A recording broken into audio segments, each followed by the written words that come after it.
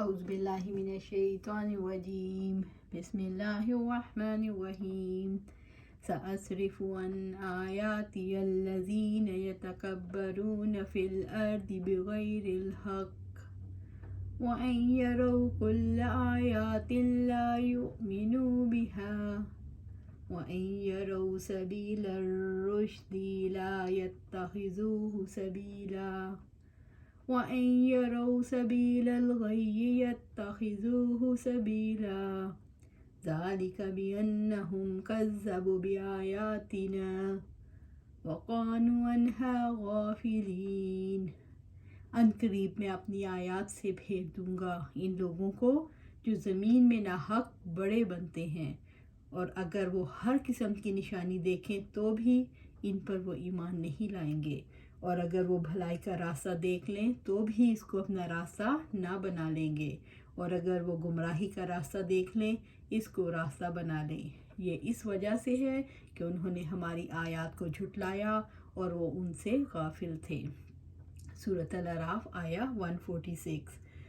سأصرف عن آیاتی، اللہ تعالیٰ نے اہل ایمان کے علاوہ دوسرے لوگوں کے بارے میں ارشاد فرمایا کہ میں اپنی نشانیوں سے جو آفاق میں موجود ہیں، ہمارے ماحول میں موجود ہیں، ان سے عبرت حاصل کرنے سے اور اللہ کی آیات کے فہم سے انہیں روک دوں گا۔ الذین یتکبرون فی الارض بغیر الحق، ان لوگوں کو جو زمین میں ناحق بڑے بنتے ہیں، یعنی جو حق کے ساتھ تکبر کا رویہ کرتے ہیں۔ متکبر اور پوچھنے سے جی چرانے والا کبھی عالم نہیں ہو سکتا۔ جو شخص تھوڑی دیر کے علم کے حاصل کرنے میں اپنے آپ کو دوسروں کے سامنے نہ جھکائے وہ عمر بھر ذلت اور رسوائی میں رہتا ہے۔ عبداللہ بن مسعود رضی اللہ تعالیٰ عنہ کہتے ہیں کہ آپ صلی اللہ علیہ وآلہ وسلم نے فرمایا، وہ شخص جنت میں داخل نہیں ہوگا جس کے دل میں رائی برابر بھی تکبر ہو۔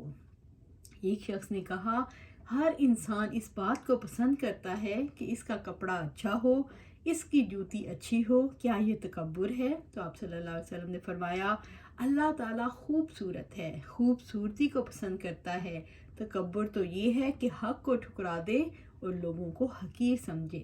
جو بندوں کے ساتھ تکبر سے پیش آتے ہیں اور اپنے پاس آنے والے ہر شخص سے تکبر سے ملتے ہیں، وہ خود کو بڑا سمجھتے ہیں، لوگوں کے حقوق ادا نہیں کرتے اور لوگوں کو حقیر سمجھتے ہیں، یعنی انہیں اپنی کتاب کے فہم سے روک دوں گا۔ جو لوگ ناحق تکبر کرتے ہیں وہ کس قسم کے لوگ ہوتے ہیں؟ یہ ایمان والے نہیں ہوتے، ان کو بھلائی کی دعوت دی جائے تو قبول نہیں کرتے، یہ لوگ برائی کے کام کی طرف لپکتے ہیں۔ متکبر آدمی کیسے جیتا ہے؟ متکبر آدمی ہر چیز کو اپنی ملکیت سمجھتا ہے، اس کو اپنی ذاتی مطالبات اور خواہشات کے سوا کسی چیز کی کوئی پرواہ نہیں ہوتی۔ وہ سمجھتا ہے اس کو جو کچھ مل رہا ہے اس کی قابلیت کی وجہ سے مل رہا ہے۔ متکبر کو جو کچھ ملتا ہے اس میں وہ کسی اور کا خیال رکھنے کی ضرورت محسوس نہیں کرتا۔ متکبر حق قبول نہیں کر سکتا۔ کیا یہ چیز قبولیت حق میں رکاوٹ بنتی ہے؟ متکبر کی بڑائی کی نفسیات قبول حق کی راستے کی رکاوٹ ہے۔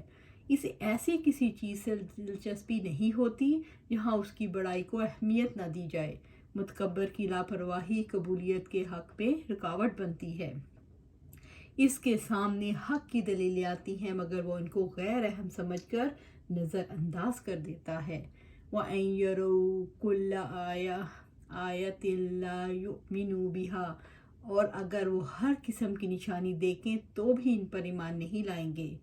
جو لوگ اللہ تعالیٰ کی آیات سے منہ پھیر لیتے ہیں، ان پر اعتراض کرتے ہیں، اللہ تعالیٰ اور اس کے رسول صلی اللہ علیہ وآلہ وسلم کی مخالفت کرتے ہیں، وہ ساری نشانیاں دیکھ کر بھی ایمان نہیں لاتے، انہیں ایمان سے، اس کے نفع سے، ان کے تکبر کی وجہ سے پھیر دیں گے۔ اللہ تعالیٰ متکبرین کے دلوں کو اپنی اطاعت سے روک دیتے ہیں، جیسے وہ تکبر کرتے ہیں اللہ تعالیٰ ان پر جہالت کی ذلت مسلط کر دیتے ہیں۔ وَنُقَلِّبُ أَفْئِدَتَهُمْ وَأَبْصَارَهُمْ كَمَا لَمْ يُؤْمِنُوا بِهِ أَوَّلَ مَرَّةٍ، اور ہم ان کے دلوں کو اور ان کی نگاہوں کو پھیر دیں گے جیسے پہلی بار وہ اس پر ایمان نہیں لائے تھے۔ سورۃ الانعام آیا 110۔ فَلَمَّا زَاغُوا أَزَاغَ اللَّهُ قُلُوبَهُمْ، پھر جب وہ ٹیڑھے ہو گئے تو اللہ تعالیٰ نے ان کے دلوں کو ٹیڑھا کر دیا۔ سورۃ الصف آیا 5۔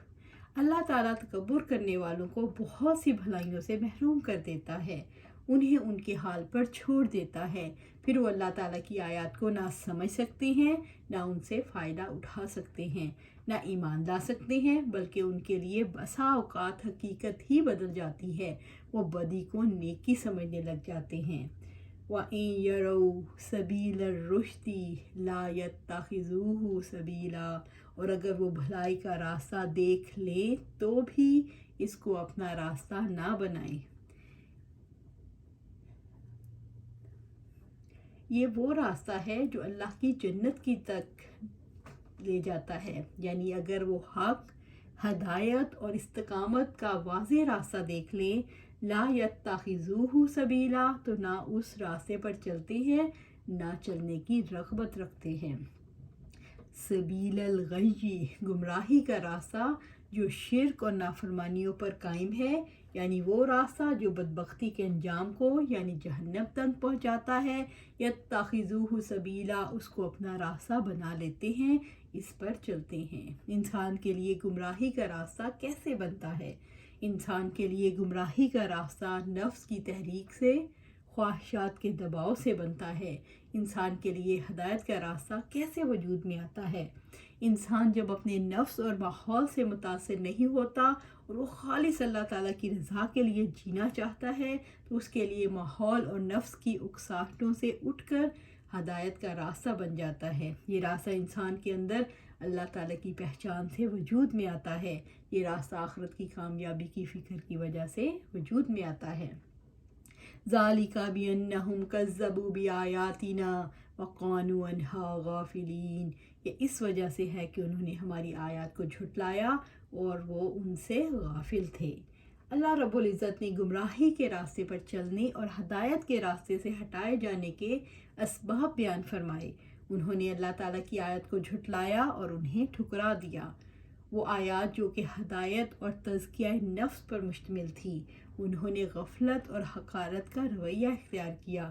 وہ آیات کی طرف نہ توجہ کرتے تھے، نہ انہیں دیکھتے تھے، نہ اس میں دیے گئے دلائل پر غور و فکر کرتے تھے جو انہیں ہدایت کی طرف بلاتے تھے۔ اللہ تعالیٰ کی آیت کو جھٹلانا اور غفلت کا رویہ اختیار کرنا انہیں ہدایت کے راستے سے گمراہی کے راستے پر لے آیا۔ والذین کذبوا بآیاتنا ولقاء الآخرۃ حبطت اعمالهم هل یجزون الا ما كانوا یعملون، اور جن لوگوں نے ہماری آیات کو اور آخرت کی ملاقات کو جھٹلایا ان کے اعمال ضائع ہو گئے، انہیں وہی بدلہ دیا جائے گا جو وہ عمل کرتے تھے۔ سورۃ الاعراف آیا 147۔ والذین کذبوا بآیاتنا ولقاء الآخرہ، جن لوگوں نے ہماری آیات اور آخرت کی ملاقات کو جھٹلایا تو ان کی کوئی بنیاد نہ رہی۔ اعمال کے صحیح ہونے کی شرط ہے کہ اللہ تعالیٰ پر ایمان اور جزا اور سزا پر اعتقاد رکھا جائے۔ جو لوگ ایمان کی حقیقت کو نہیں سمجھتے، وہ اللہ تعالیٰ کی تقدیر کے فیصلے نہیں سمجھتے، اس وجہ سے وہ غافل رہتے ہیں۔ ان کو دنیا کی زندگی اور ان کی کامیابیاں دھوکے میں ڈال دیتی ہیں۔ جیسے زہریلی گھاس کھانے والا جانور بظاہر موٹا نظر آتا ہے حالانکہ وہ مرنے والا ہوتا ہے، اسی طرح جو لوگ آخرت کا انکار کرتے ہیں دنیا کی کامیابیوں میں جیتے ہیں، ان کی مثال ہے بظاہر پھلنا پھولنا اور حقیقتاً مرنے کی تیاری۔ جیسے ایک نہر اگر اپنے چشمے سے کٹ جائے تو بالآخر اس کا پانی خشک ہو جاتا ہے، اسی طرح حقیقت اور فطرت سے کٹ کر جینے والوں کے اعمال نے بالآخر برباد ہو جانا ہے۔ حبطت اعمالهم، ان کے اعمال ضائع ہو گئے، یعنی وہ ان سے نفع نہیں اٹھا سکتے کیونکہ مشرک کے اعمال ہیں اور شرک سے اعمال ضائع ہو جاتے ہیں۔ هل یجزون الا ما كانوا یعملون، ان کے اعمال کے ضائع ہو جانے انہیں وہی بدلہ دیا جائے گا جو عمل کرتے تھے۔ حل یجزونا، ان کے اعمال کے ضائع ہو جانے اور شرک اور نافرمانیوں کے حاصل ہونے میں وہ یقین رکھیں یہ بدلہ ہے، اور اس کے سوا کیا بدلہ دیا جائے، کیونکہ جزا عمل کے مطابق ہوتی ہے، ان کے عمل کی کوئی جزا نہیں کفر اور نافرمانی کے سوا، الا ما کانوا یعملون، انہیں وہی بدلہ دیا جائے گا جو وہ عمل کرتے تھے۔ جو شخص اللہ تعالیٰ اور آخرت پر ایمان نہیں رکھتا، وہ اعمال پر ثواب کی امید نہیں رکھتا، تو اعمال ضائع ہو جاتے ہیں۔ اللہ تعالیٰ ہمیں ہر عمل پر ثواب کی امید رکھنے کی توفیق عطا فرمائے۔ وَاتَّخَذَ قَوْمُ مُوسَىٰ مِن بَعْدِهِ مِنْ حُلِيِّهِمْ عِجْلًا جَسَدًا لَهُ خُوَارٌ أَلَمْ يَرَوْا أَنَّهُ لَا يُكَلِّمُهُمْ وَلَا يَهْدِيهِمْ سَبِيلًا اتَّخَذُوهُ وَكَانُوا ظَالِمِينَ۔ اور موسیٰ کے بعد موسیٰ کی قوم نے اپنے زیوروں سے بچڑا بنایا، ایک جسم تھا جس میں گائے کی آواز تھی، کیا انہوں نے دیکھا نہیں؟ وہ ان سے بولتا بھی نہیں، اور نہ وہ راستہ بتاتا ہے ان کو، اسے انہوں نے پکڑ لیا اور وہ تھے ہی ظالم۔ سورۃ الاعراف آیا 148۔ موسیٰ علیہ السلام کے طور پر جانے کے بعد بنی اسرائیل اپنے رب کی روشنی، ان سے مناجات اور اس سے کیے گئے وعدے کو بھول گئے، اور انہوں نے عورتوں کے زیورات اکٹھے کر کے انہیں پگھلا کر بچھڑا بنا دیا۔ قوم نے جب دیکھا کہ یہ بچھڑا آواز نکال رہا ہے، وہ دیوار پر بنی ہوئی تصویر نہیں بلکہ اس کا وجود ہے اور اس کی گائے جیسی آواز ہے، تو سامری جس نے بچھڑا بنایا تھا اس نے کہا یہ تمہارا اور موسیٰ کا الہ ہے، اس کی عبادت کرو۔ اس طرح بنی اسرائیل نے بچڑے کو معبود بنا لیا اور اس کی عبادت کرنے لگے۔ رب العزت نے فرمایا فَأَخْرَجَ لَهُمْ عِجْلًا جَسَدًا لَهُ خُوَارٌ فَقَالُوا هَٰذَا إِلَٰهُكُمْ وَإِلَٰهُ مُوسَىٰ فَنَسِيَ أَفَلَا يَرَوْنَ أَلَّا يَرْجِعُ إِلَيْهِمْ قَوْلًا وَلَا يَمْلِكُ لَهُمْ ضَرًّا وَلَا نَفْعًا۔ پس اس نے ان کے لیے ایک بچھڑا نکالا جس کے لیے جسم تھا، جس کی بیل کی سی آواز تھی، پھر لوگوں نے کہا یہ ہے تمہارا معبود اور موسیٰ کا معبود، سو وہ بھول گیا، تو کیا وہ دیکھتے نہیں تھے؟ نہ وہ ان کی بات کا جواب دیتا ہے اور نہ ان کے کسی نقصان کا اختیار رکھتا ہے اور نہ کسی نفع کا۔ سورۃ طٰہٰ آیا 88 اور 89۔ بت پرستی کی خواہش قوم موسیٰ میں موجود تھی۔ انہوں نے موسیٰ علیہ السلام سے بھی مطالبہ کیا تھا ہمیں معبود بنا دو، جسے انہوں نے سختی سے رد کر دیا۔ سامری نے بچڑا کیسے بنایا؟ بنی اسرائیل کے پاس قبطیوں کے زیورات رہ گئے تھے، سامری نے انہیں جمع کر کے پگھلایا اور بچڑے کا مجسمہ بنا لیا، پھر اس نے ایک چٹکی وہ مٹی ڈال دی جو جبرائیل علیہ السلام کے گھوڑے کی ٹاپ کے نیچے سے اٹھائی تھی، اب وہ بچڑے کی شکل کا مجسمہ بن گیا جس میں بچڑے جیسی آوازیں پیدا ہو گئیں۔ أَلَمْ يَرَوْا أَنَّهُ لَا يُكَلِّمُهُمْ، اللہ تعالیٰ نے واضح فرمایا کہ اس بچڑے کے اندر ذاتی یا فعلی صفات نہیں جو اس کے معبود ہونے کو ثابت کرتی ہوں، وہ ان سے کلام نہیں کرتا، اور کلام نہ کرنا عیب ہے، جانوروں میں بھی بولنے والے نہ بولنے والوں سے بہتر حالت میں سمجھے جاتے ہیں، یہاں تو معاملہ معبود بنانے کا ہے، خود ہی سوچو یہ کتنی بڑی نادانی ہے۔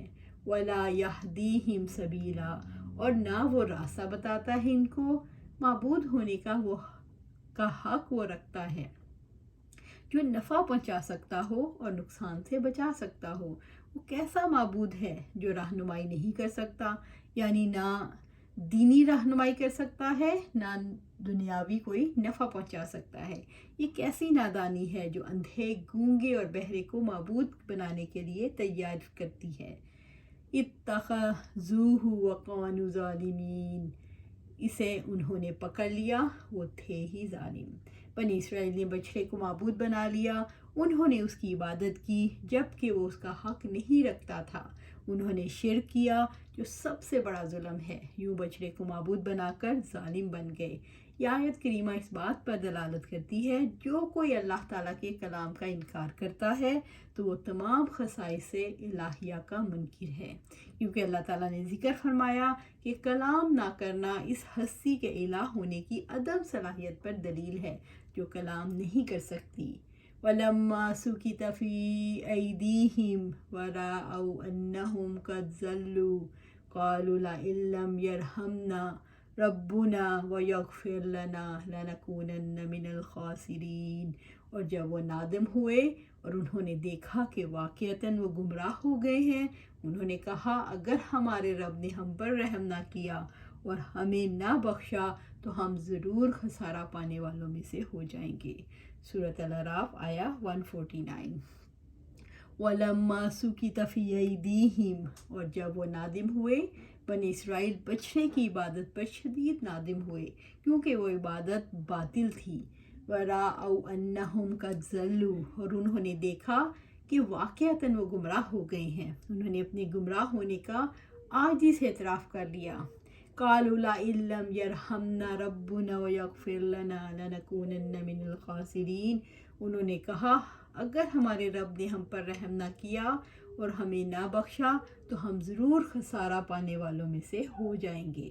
جب بنی اسرائیل نے دیکھا کہ وہ جس گمراہی میں مبتلا ہوئے تھے اس سے پاک نہیں ہو سکتے اور ان سے شرک جیسا عظیم گناہ سرزد ہوا تو انہوں نے بے ساختہ پکارا اگر تو نے ہم پر رحم نہ کیا، ہم سے درگزر نہ کیا تو ہم برباد ہو جائیں گے۔ اس سے یہ پتہ چلتا ہے کہ ابھی بنی اسرائیل میں صلاح کا مادہ موجود تھا، اصلاح کا مادہ موجود تھا، ابھی ان کے دل اتنے سخت نہیں ہوئے تھے جتنے بعد کے ادوار میں سخت ہو گئے۔ انہوں نے کہا اگر ہمارا رب ہم پر رحم فرما کر ہماری رہنمائی نہیں کرے گا، ہمیں نفع مند علم، عمل صالح اور اپنی عبادت کی توفیق سے نہیں نوازے گا، وَيَغْفِرْ لَنَا، اور ہمیں بچھڑے کی عبادت کے گناہ پر نہیں بخشے گا، لَنَكُونَنَّ مِنَ الْخَاسِرِينَ، تو ہم ضرور ان لوگوں میں شامل ہو جائیں گے جنہیں دنیا اور آخرت کی ہلاکت، بربادی اور خسارہ ملا۔ اللہ سبحانہ وتعالیٰ سے دعا ہے ہمیں بھی اپنے جو ہم سے گناہ ہوتے ہیں اسے بخش دے اور ہمیں عظیم خسارے سے بچا لے، ہمیں جنت الفردوس میں جگہ عطا فرمائے، آمین یا رب العالمین۔